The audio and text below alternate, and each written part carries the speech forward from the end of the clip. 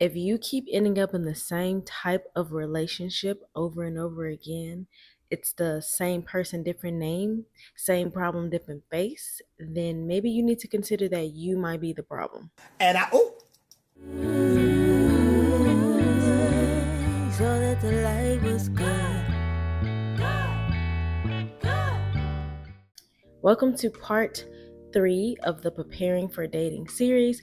My name is Lakeisha, and I am showing you or telling you everything that I did from going to one toxic relationship after another toxic relationship after another toxic A few moments later. relationship to a wonderful and happy marriage. Okay, so if this is something that you know that you need to hear, if this settles well with you, or if this is something that you can relate to, stay tuned. And if you haven't watched the first 2 parts of the Preparing for Dating series, I encourage you to stop this video and go back and watch the first 2. Okay, so this video is all about being the new person that you've worked so hard to be, right? In the first video, we cleaned our house. We did a self-analysis. We did analysis of like our surroundings. We got the cleaning. We got the, putting boundaries in place, right? And the second part was maintaining our clean space. Now that we cleaned our space, it was time for us to learn how to maintain it. Maybe do some new things as this new and cleaned person, right? And so part 3 is all about actually stepping out and engaging with other people as this new version of yourself. If you want changes, if you want new things, you have to do new things. So in this new you, how does this person speak? How does this person act? Where does this person go? What does this person dress like? And for me, I'm gonna tap into my personal story really quickly. I was in an extremely toxic relationship for 6 long years. Okay, during that time I had become a completely new person, but not in a good way. And I shared my experience in the first video where I was extremely underweight. I was extremely depressed and didn't know it. I no longer was myself, right? And so when I went through just the cleaning my house portion, I had to do a self-analysis and say, hey, this is not who you are. Like, who you've been is not who you are. And you need to, number one, unlearn these habits that you picked up. And then now you need to establish new ones. And so when I got to the point where I was presenting this new and improved version of myself, a part of me had my characteristics and traits that I've always had prior to that toxic relationship. But then this new person had new boundaries. I had a new mindset. I had new knowledge of what I wanted and what I didn't want, and how to communicate with people who try to cross my boundaries, or just how to communicate boundaries, right? And so I found it a little difficult to have certain conversations with maybe friends that I've always had, but I needed to set boundaries with family members that I needed to set boundaries with, or even myself, right? A part of the reason why we end up going in cycles is because we are comfortable with familiarity. Like we're comfortable with the type of person that we've always been comfortable with. And for me, it was, I wanted someone who could understand, where I came from, the type of life that I grew up having. And so I thought that if they understood that, they'd be able to understand me and they'd be able to love me. what? Bro, what are you talking about, man? However, for me, I think a lot of that was trauma bonding. And so stepping into this new person, number one, it was realizing that I was no longer acting out of my trauma. I was no longer living out of trauma, right? And so it was imperative that I knew what behaviors was linked to that lifestyle, and what behaviors could no longer exist moving forward, and being able to identify those behaviors in other people. full disclaimer here, this part of showing up as the new you, it can feel a little uncomfortable, right? Because it's something that you've never done before. It's not going to be easy. It's going to be really hard. And it can be uncomfortable for those people around you because they are seeing you shift, and new things can be scary for a lot of people, especially when they don't have the backstory and especially when they don't have the capacity to handle new. Okay, and so I don't want you to be scared when you start walking in this season of new and setting boundaries. And speaking of new, right, the next portion of this video of walking in your new is trying new things. Figure out, what does this version of you actually like, not just in a person. And I think one of the most important things or takeaways from this entire series, even though it's called Preparing for Dating, it's really just preparing yourself to be. And what do I mean by that? I think that we can get so caught up in the desire of wanting a companion and wanting a husband or a wife that we lose sight of the work that we have to do within ourselves, and we lose sight of the life that we can genuinely live just on our own. Like, just live in your body. Like, I know people who cannot be without a person. That is not healthy, right? And so what I loved about this experience was that I got to just be and be myself and be with myself and learn myself and grow. And I didn't have to worry about if I was pleasing to someone else. I didn't have to worry about if someone was gonna like me. I didn't have to worry about shrinking to fit in the same room with somebody else that's supposed to love me, right? And so I don't want this to be all about just preparing for dating. I really hope and pray that you see the beauty in this with just being yourself. Like, notice it was only a small portion of this video, and I believe it was in the second video where you made a list of what you wanted in your spouse, and that was it. Preparing for dating is all about doing the work on you, doing the work in your own life. It was only a small portion of this that required you to actually think about someone else or put expectations on someone else. And I think that when you walk into a relationship with a selfless mindset, when you walk into a relationship with a wholeness and a fullness about yourself, it is so much easier, number one, to find the person that you're actually supposed to be with, and will find a person that you are compatible with and suitable for, but then also find someone that you can actually enjoy the relationship with. Like, it's so much more enjoyable when both parties are healed. It's so much more enjoyable when both parties know who they are and know what they want, right? A lot of relationships are guessing games. It's like everybody has these unhealed spots and triggers and things like that, and everybody's walking on eggshells in a relationship. But I really do believe that if we would just do this work first, relationships, friendships, relationships between parents and siblings and whatever, it will be so much more blissful. Okay, stay focused, try new things, okay, try new food. During this season, I kid you not, during this season, my appetite completely shifted. Things that I did not like to eat, like celery, I don't know why or what I had against celery, but I kid you not, ever since I was younger, I did not like celery. Celery was so nasty. It was nasty. But during this season, I was able to eat celery. It's like my taste buds expanded. I was like, okay, it's actually not that bad.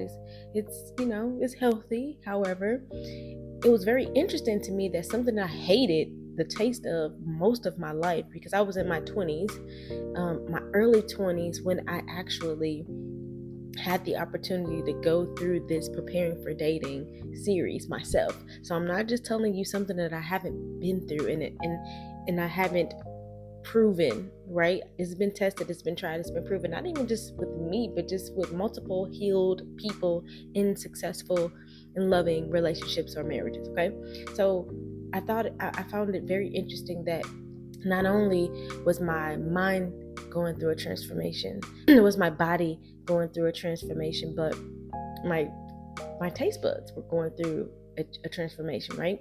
I was watching new styles of movies, right? My eyes, my interests were changing. They were morphing into something different because of the person that I was becoming. I was open, I was clean.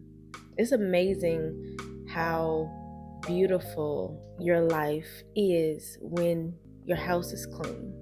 And by house, I mean you, your home. Even literally, they say that when your room is dirty or when your house is dirty, it's a reflection of your mind.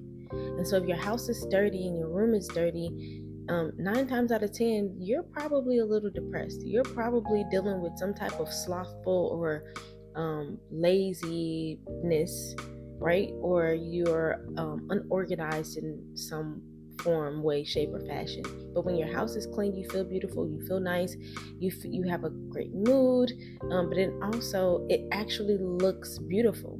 When my house was clean, some things that I wouldn't have even noticed, I noticed. Things that I wouldn't have ever thought was beautiful was beautiful. Why? Because I was beautiful on the inside. I felt beautiful about myself. I was able to appreciate beautiful things because I had first appreciated my beautiful thing, which is my house, which is me. Explore the world. Amen? Amen. Okay? That's a part of trying new things. I don't care if you need to go by yourself. You just need to go. I don't care if you just go an hour away from where you already live. Just go. Get out into nature. Go smell the air. Okay? Touch the leaves. Touch some grass. Feel the sun. Feel the rain on your... What's that? Wear new types of clothing. Branch out. Wear color. Like, I was always wearing black. Now, I still love my black, and it doesn't help that I'm an audio engineer. So technically, my business attire is all black. Amen? For production purposes only. However, I started to incorporate color in my wardrobe. I was trying something new. So don't be afraid to get out of your comfort zone. I also started to mingle with people I did not know. Not that I was scared to do it before, I just didn't want to do it before. So I started to talk to random people, compliment random people. I was just doing things that I've never done before, walking in my new. Even if you are the type of person that actually gets a little nervous about doing certain things, step outside of your comfort zone. Do things that scare you a little bit. It's good to be uncomfortable because what you want to do in this, specifically in this portion of walking in the new, you want to make sure that you do not go back to your old ways, your old habits. You want to make sure that you don't leave any room for the past to come creeping in, okay? So you owe it to yourself to live this life that you daydream about. You owe it to yourself to live a life that you're actually proud of, one that you're actually happy with, right? And if that means talking to a stranger when you would usually wouldn't, then do it. If that means going out by yourself when you usually wouldn't, do it. Get to know yourself. Get to live, just enjoy.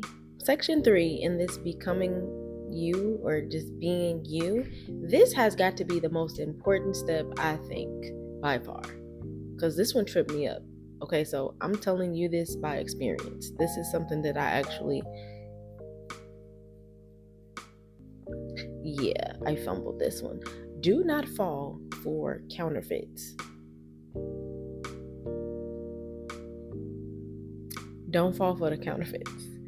I know you're like, well, how do I know if this is the one? Because I don't know. I didn't know all these other times, right? When did you do the things that you just did up until this point, right? When did you actually face yourself and you cleaned your house and you got rid of things that you needed to get rid of? Like, when did you do that work, right? Probably never. Okay, so now that we've established that we are not the same person, and we don't do the same things, and we have new habits, and we have a new mindset, and we have a new wardrobe, right? Or we have a new schedule, right? Now that we've established that we are not the same, then you need to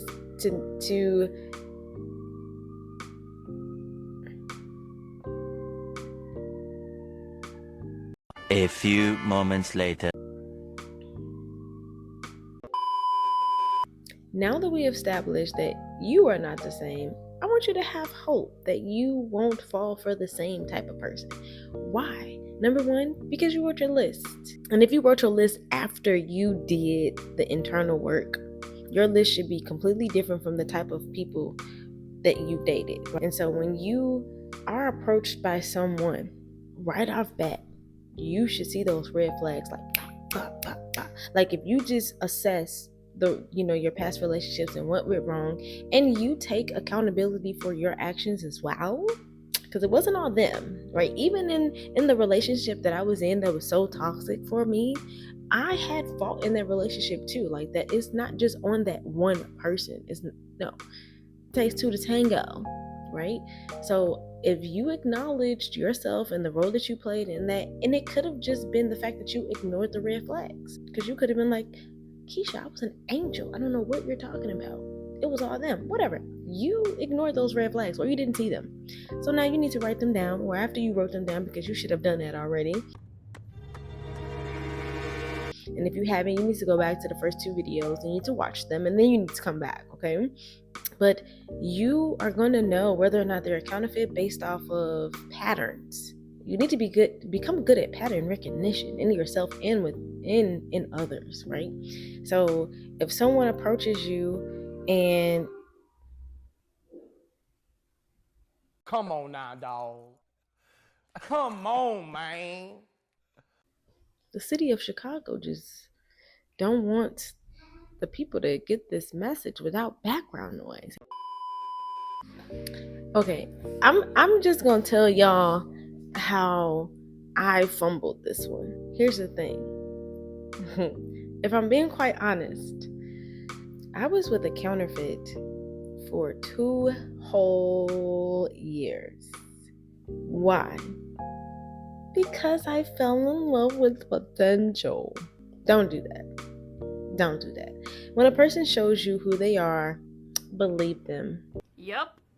Believe them. And don't try to make them something or someone that they're not. And so that resulted in both of us, wasting 2 years of our time. I mean, because he obviously did not want what I wanted, or he wasn't at the point where I was. And another thing that I did was I started to date too early on in my preparation process. So, for instance, a deal breaker for me now wasn't a deal breaker for me then. And had I waited until I was fully prepared and I had everything, set, meaning I knew myself, I had a vision for myself, I knew where I was going, my foundation was set, my morals were set, my boundaries were set, we would have never even made it past hello. The limit does not exist. The limit does not exist. But I think that oftentimes we get a little too excited and we bypass some very important steps in our preparation process. And so that resulted in me being with a counterfeit and trying to make him someone that he wasn't and that he was not going to be, and he had no interest in being. And so for you, that may be someone who is saying all the right things, right? They are, seemingly like they're doing all the right things, but it's just this one thing. Like, dang, if they just had this one thing, maybe I should look past this one thing, right? Is that one thing going to make or break your future? Is that one thing going to make or break your morals? Is that one thing going to make or break your boundaries? Like, you have to be very firm. I said what I said, As and always. I'm not changing on it, okay? I said what I said. It ain't changing over. Like, what are your non-negotiables? And your non-negotiables should not wither into the compromising column. No. You need to have your non-negotiables, whether that be your faith, your morals, your values. Does this person want kids? How many kids? Right? That sometimes will make or break a relationship. Is this person actually following through with what they're saying? Are they a man or a woman of their word? Are they say that they are faith-filled, but you don't see the fruit of that? Run. You cannot just go off of their words. They say that they want to commit, but you don't see any action towards committing. They say that they are a family person, but you don't see them spend time with their family. You don't even hear about them spending time with their family. They don't even talk about their family. You need to make sure that the things that they're feeding you are actually true. How can you check those things? First of all, you can pray. I'm a believer. If you're a believer and you have Jesus, you need to use the Holy Spirit to help you. Lord, this is who I desire. This is who I wrote down on my list, and this person comes into my life. They seem like they are, aligning with the things that I want. If there is anything that needs to be brought to light, please show me. And when he shows you, because he will, when he shows you, you need to receive it, believe it, and move on. Okay? Don't be caught up in potential like me. And then you're going to waste 2 years and then almost miss your husband. For real. Don't do that. Okay? Okay. And the last and final step in this stepping out, becoming the new you, being the new you, is just simply staying focused on your personal plans and goals. Do not lose sight of this while you're preparing to date. Remember, there was only a small portion of this entire series that was dedicated to the other person. Most of this work is on you. Do not lose sight of what you want to do and the things that you have just because you're out looking for love. That cannot cloud your life, because what'll end up happening is it'll also cloud your judgment, and then you'll be finding yourself settling and just entertaining people because you want somebody to talk to. No, you get busy with things that you have to do. You got a lot of stuff to do. Yep. You don't have time for that, right? One word that someone gave me that I never forgot was, your husband will find you doing the work that God has called you to do. And I love that, because that is exactly what happened. I was doing the work that God had called me to do, and my husband found me. And I love the fact that my husband was even obedient to the voice of God about how he approached me and when he approached me. So I knew my husband 6 months before we actually started to date, and we did not even talk. We wasn't flirting, we weren't secretly talking, we weren't texting. I didn't even have his number. It was wholesome. It was obedience. It was, I'm focused, I'm intentional, right, about doing this. This is what God called me to do. I'm still fixing up some things. And it wasn't like, oh, well, I want you, but I'm just not ready. Oh, no, it was, I'm legit focused. Like, I don't even know what this could be, but, he's attractive. I know he finds me attractive because you know, but I'm still focused. I'm not even going to seek this. And the same was for him. He was like, oh, Lord, like, hey, what's good with that over there? And Lord's like, be cool, my brother. I don't think you have the facilities for that, big man. Continue doing whatever you were doing, and we're going to talk about that later. And he was like, okay, cool. And so when the time was right, both of us were prepared. We did the work. We were obedient to the voice of God, and we moved like that. So that brings us to the end of part 3 of the Preparing for Dating series. I really do hope that you enjoyed this. I really do hope that this was helpful. My desire is to share the things that I've been through, that I've went through, that I've accomplished, that I've conquered, and share them with others. Thanks again for watching. I'll see you in the next video. Bye.